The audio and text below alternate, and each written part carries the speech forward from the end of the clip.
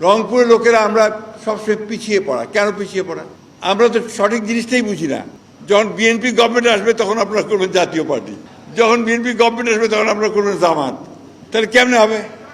পাবেন কেমনে করতে? আমি কথাটা এই জন্য বলছি যে আপনাদেরকে বাস্তবটা বুঝতে হবে। বয়স অনেক হয়েছে আমার এই বন্ধু, আমি অনুরোধ করব আপনার বক্তব্য প্রত্যাহার করে আপনি রংপুরবাসীর কাছে দুঃখ প্রকাশ করেন। এ বাংলাদেশের মানুষ, বিশেষ করে যুবকরা, কারো চোখ রাঙানিকে পাত্তা দেয় না। আপনারা হাজারবার চেষ্টা করলেও আওয়ামী লীগের মতো ফ্যাসিস্ট হতে পারবেন না, কিন্তু আপনারা তো সে পথেই পা বাড়িয়েছেন। আফসোস, সরকারি দলের বয়োজ্যেষ্ঠ নেতা, দলের দ্বিতীয় গুরুত্বপূর্ণ ব্যক্তি গতকাল রংপুরে এসেছিলেন। আমি মিডিয়ায় দেখলাম তিনি রংপুরবাসীকে একটু মনের খেদ ছেড়েছেন। বলেছেন আপনারা পিছিয়ে থাকবেন, কারণ আপনারা জামাত আর জাতীয় পার্টিকে আপনারা ভোট দেন।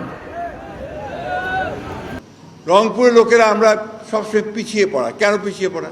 আমরা তো সঠিক জিনিসটাই বুঝি না। যখন বিএনপি গভর্নমেন্ট আসবে তখন আপনারা করবেন জাতীয় পার্টি, যখন বিএনপি গভর্নমেন্ট আসবে তখন আপনারা করবেন জামাত। আমি কারে ভোট দিব না দিব এটা কি বিএনপি ঠিক করে দিবে? তাইলে একটা আইন পাশ করুন। বহু আইনই তো বেপরোয়া পাশ করছেন, ভালো আইনগুলাকে বিদায় দিয়েছেন। আরেকটা আইন পাশ করে ফেলেন যে আগামীতে বিএনপি ছাড়া আর কাউকে ভোট দেওয়া যাবে না। তখন জনগণ তাদের চূড়ান্ত সিদ্ধান্তটাও নিয়ে নেবে ইনশাআল্লাহ। 2 নম্বর, রাষ্ট্রের উন্নয়ন কি কারো বাবার তহবিল থেকে হচ্ছে? এটা জনগণের ট্যাক্সের টাকায় হয়। রংপুরবাসীকে বঞ্চিত করার অধিকার কারোই নেই। আর এখন যে পথে হাঁটছেন, যে পথে আপা হেঁটেছিল, সেই পথে আপনারা হাঁটতেছেন। আপা যাওয়ার আগে বলতো আমি পালাই না, অমুকের মেয়ে পালায় না। কি হয়েছে এখন? পালাইছে। বাচ্চারা স্লোগান দিয়েছিল পালাইছে রে পালাইছে, তাই না? এই পথে যারাই হাঁটবেন তাদেরকে পালাতে হবে। এই পথ পালানোর পথ। এই পথে হাঁটলে আপনি মক্কা যাইতে পারবেন না, আপনি দিল্লি চলে যাবেন। আসসালামু আলাইকুম রহমতুল্লাহ। সুপ্রিয় দর্শক, জামাত শিবির এমন একটা সংগঠন, জামাতের যদি কোনো নেতা মারা যায় বা কোনো দুর্ঘটনা হয়, প্রত্যন্ত গ্রামে হলেও সেখানে জামাতের আমির ছুটে যায় এবং ইসলামী ছাত্র শিবিরের সেক্রেটারি এবং সভাপতি তারা ছুটে যায়। সেই দৃষ্টান্ত আমরা দেখেছি গাইবান্ধার সেই বোনারপাড়াতে। আপনারা জানেন যে স্কুলের ম্যানেজিং কমিটি নিয়ে বিএনপির সন্ত্রাসীরা জামাত শিবিরের 2 ভাইকে পিটিয়ে হত্যা করছে। একজন সেই দিনে মারা গেছে, এরপর 48 দিন চিকিৎসাধীন অবস্থায় আর এক ভাই মারা গেছে গত একদিন আগে, আপনারা দেখেছেন। তো সেখানে জানাজায় ছুটে গিয়েছিলেন বাংলাদেশ ইসলামী ছাত্র শিবিরের সভাপতি নুরুল ইসলাম সাদ্দাম এবং বাংলাদেশ জামাত ইসলামীর নেতা এবং তারেক রহমানের প্রতিদ্বন্দ্বী যিনি ছিলেন ডাক্তার খালিদুজ্জামান, তারা 2 জনে গিয়েছিলেন। এবং আজকে আমিরা জামাত ডাক্তার শফিকুর রহমান তিনি নিজে গেছেন। কেন গিয়েছেন? দেশের পরিস্থিতি, আইনের পরিস্থিতি ভালো না এবং খুনিদের বিচারের দাবিতে একটা জনসমাবেশ হয়েছে, সেখানে প্রধান অতিথি হিসেবে আমিরা জামাত ডাক্তার শফিকুর রহমান উপস্থিত ছিলেন এবং সেখানে আমিরা জামাত অগ্নিঝরা একটা বক্তব্য দিয়েছে, সেই ভিডিওটাই আপনাদের দেখাবো। আপনারা ভিডিওর শুরুতে শুনলেন গতকালকে মির্জা ফখরুল ইসলাম আলমগীর রংপুরে গিয়ে বলেছে যে রংপুরের মানুষের ভাগ্য পরিবর্তন হবে না। কেন হবে না? যে বিএনপি এখন ক্ষমতায়, আপনারা ভোট দিয়েছেন জামাতকে, মানে রংপুরে একটা আসনও যে বিএনপি পায়নি এই কারণে। তার মানে রংপুরের মানুষের ভাগ্য বদলাতে হলে বিএনপিকে ভোট দিতে হবে। আচ্ছা, রংপুরের কথা বাদ দিলাম, অন্যান্য জেলায় তো বিএনপিকে ভোট দিয়েছে। আপনারা বগুড়াতে তো 7টা আসনই পেয়েছেন, তো বগুড়ার কি উন্নতি করেছেন? আমরাও তো বগুড়া জেলার মানুষ, কারেন্ট থাকে না, ভিডিও বানাবো কারেন্ট থাকতেছে না। আজকে সারা রাতে মোবাইলে ফুল চার্জ করতে পারিনি, 55% চার্জ হয়েছে। তাহলে সারা রাতে কতক্ষণ কারেন্ট ছিল আপনারা চিন্তা করেন। এই হলো বিএনপির উন্নয়ন। আর মির্জা ফখরুল যে বলতেছে যে আপনাদের ভাগ্য পরিবর্তন হবে না কারণ আপনারা জামাতকে ভোট দিয়েছেন, তার মানে উন্নয়ন করতে হলে বিএনপিকে ভোট দিতে হবে। অন্যান্য জেলার মানুষ ভোট দিয়েছে, কি উন্নয়ন করেছেন দেখান। তো সেই কথার জবাব তো আমিরে জামাত দিয়েছে, যা ভিডিওর শুরুতে শুনলেন। এখন আপনাদের পুরো ভিডিওটা দেখাবো, আপনাদের প্রতি অনুরোধ রইল আপনারা পুরো ভিডিওটা দেখে যাবেন। তো চলুন আমরা ভিডিওটা দেখে আসি। মঞ্চে বসা অন্যান্য নেতৃবৃন্দ এবং প্রিয় সাগাটাবাসী, আপনারা কেমন আছেন? গুলিকে ভয় পান? রোদকে ভয় পান? তো পিছনে যে কিছু লোক ভয় পায় দেখি। হ্যাঁ, যারা ভয় পায় না তারা সামনে চলে আসছে, তাই না? আর যারা ভয় পান তারা পিছনে আসেন। 10 মিনিটের জন্য সবাই সামনে চলে আসেন, এরপরে একসাথে সবাই চলে যাব আবার ইনশাআল্লাহ। সম্মানিত ভাই ও বোনেরা, দুঃখ ভারাক্রান্ত মন নিয়ে আপনাদের দোয়া চাইতে বলবেন যে আমরা তো শুনলাম আপনি দোয়া করতে আসছেন, আমাদের 2 শহীদের কবর জিয়ারত করেছেন, পরিবারে গিয়েছেন, সান্ত্বনা দিয়েছেন, দোয়া করেছেন, আমরা আপনার জন্য কি দোয়া করব? আপনারা সবাই আমার জন্য দোয়া করবেন, মহান আল্লাহর জন্য, দেশের জনগণের জন্য, মানবতার জন্য আল্লাহ যেন আমাকে শহীদ হিসাবে কবুল করে। আল্লাহর পথে লড়াই করে, মানুষের কল্যাণের জন্য লড়াই করে যারা জীবন দেয় তারা বড় সম্মানিত। আল্লাহ রাব্বুল আলামিন বলেছেন, তোমরা সালাত এবং সবরের মাধ্যমে আমার সাহায্য কামনা করো। ইয়া আইয়ুহাল্লাযিনা আমানুস্তাঈনু বিস-সাবরি ওয়াস-সালাহ ইন্নাল্লাহা মা'আস-সাবিরিন ওয়ালা তাকুলু লিমান ইউকতালু ফি সাবিলিল্লাহি আমওয়াত। সাবধান, তাদেরকে মৃত বলবো না যারা আল্লাহর পথে জীবন দিয়ে চলে গেছে। বাল আহইয়াউন ওয়ালাকিন লা তাশউরুন, তোমরা জানো না তারা জীবিত, তোমরা তা বুঝো না। শহীদরা শহীদ হওয়ার পরে আল্লাহ বলেছেন তাদেরকে তোমরা মৃত বলো না। আমি জানতে চাই, দুর্ব্যবহার করত? আমি প্রত্যেকটা মানুষের কাছ থেকে শুনেছি এরা 2 জন ছিল এলাকার শ্রেষ্ঠ সন্তান। কেন তাদেরকে খুন করা হলো আমার চাইতে আপনারা বেশি জানেন। বর্তমানে সরকারি দল এবং বিরোধী দল 15.5 বছর আমরা বড় মজলুম ছিলাম। মজলুমরা এখন আবার জালিম হতে যাব কেন? আমার সহকর্মী জনাব মাওলানা আব্দুল হালিম বলেছেন, আমাদের বুক থেকে এই নির্বাচনের পরে, এই সরকার গঠন হওয়ার পরে এই সরকারের লোকদের হাতে কারো দিকে তহবিল টাকা হচ্ছে, এটা জনগণের ট্যাক্সের টাকায় হয়। রংপুরবাসীকে বঞ্চিত করার অধিকার কারোই নেই। এই বৃহত্তর রংপুরবাসীকে গাইবান্ধা, রংপুর, কুড়িগ্রাম, লালমনিরহাট, নীলফামারী এই জেলার জনগণকে তারা বঞ্চিত করবে, তারা হইল গণদুশমন। আমরা নির্বাচনের আগে ঘোষণা দিয়েছিলাম, আল্লাহ তাআলা আমাদেরকে নির্বাচিত করে সরকার গঠনের সুযোগ দিলে আমরা পুরা উত্তরবঙ্গকে আমরা বানাবো কৃষির রাজধানী ইনশাআল্লাহ। আফসোস, আমাদের কোনো আফসোস নেই, সরকারে আমরা যাইনি, কিন্তু সেই আওয়াজ এখনো আমরা সংসদের ভিতরে দিয়ে চলেছি, দিয়েই যাব ইনশাআল্লাহ। আর যখন সুযোগ আসবে তখন আমরা করব ইনশাআল্লাহ। ওনারা করবেন না, কালকে এসে জানাই দিয়ে গেছেন। ভোট কেন দিলেন আপনারা আমাদেরকে? ভোটের অধিকারের উপর নির্লজ্জ হস্তক্ষেপের নাম গণতন্ত্র হতে পারে না।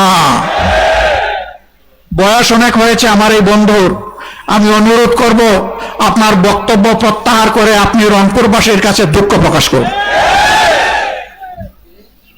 আমি ক্ষমা চাইতে বলবো না, আপনারও অবদান আছে, ত্যাগ কোরবানি আছে, ওইটুকু সম্মান জানানোর কারণে বললাম যে আপনি দুঃখ প্রকাশ করুন। তাহলে জনগণ বুঝবে যে জনগণকে আপনারা অপমানিত করছেন না। এই যে 2টা ছেলেকে হত্যা করা হলো, এখন কি আমরা আরো 2 জনকে হত্যা করব?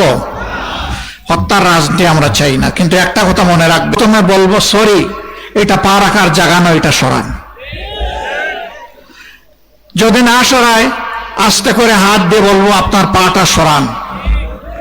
তাতেও যদি না সরায় গায়ের সমস্ত শক্তি দিয়ে, বাঘের ঝাপটা দিয়ে, ঝাড়া দিয়ে বলবো এটি তোমার পা রাখার জায়গা নয়।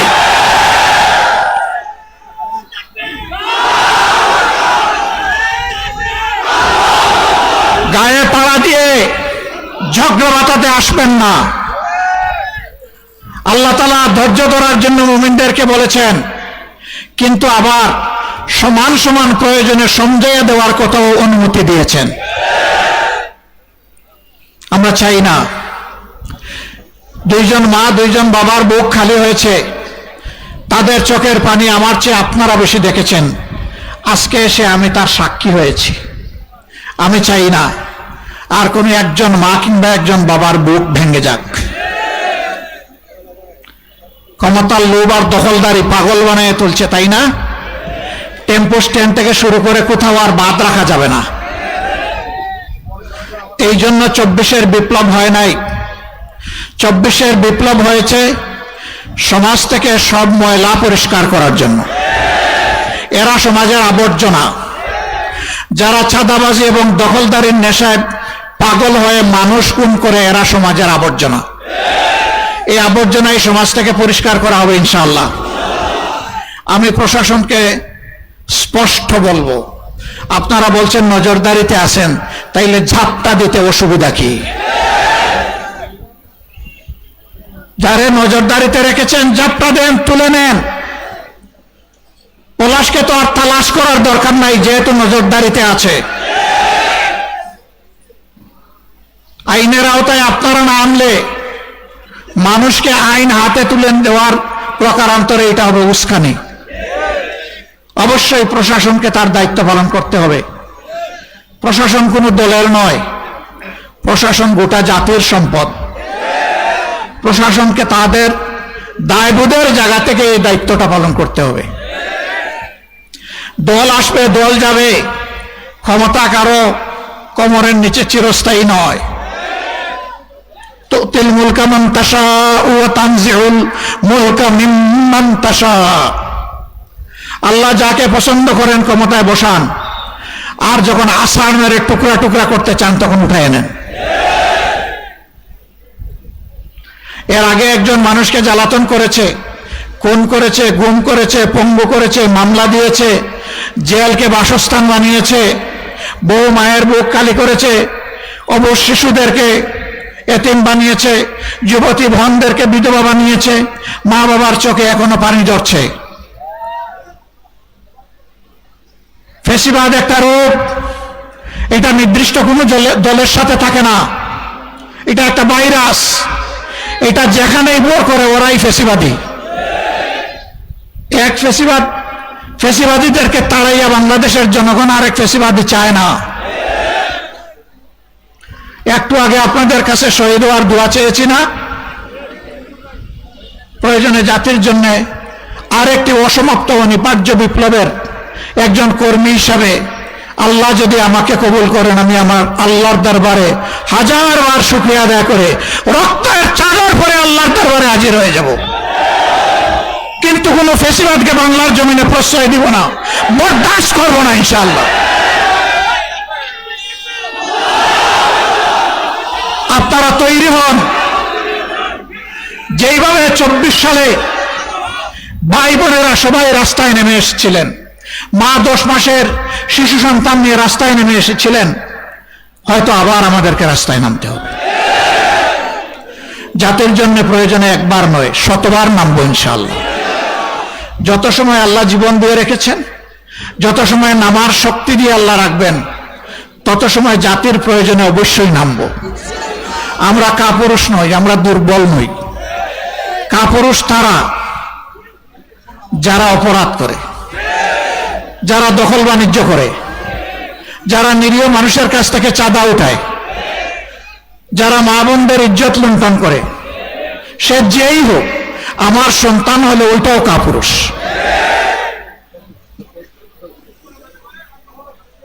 এই বাংলাদেশকে আমরা একটা সুখী সমৃদ্ধশালী বাংলাদেশ হিসাবে দেখতে চাই।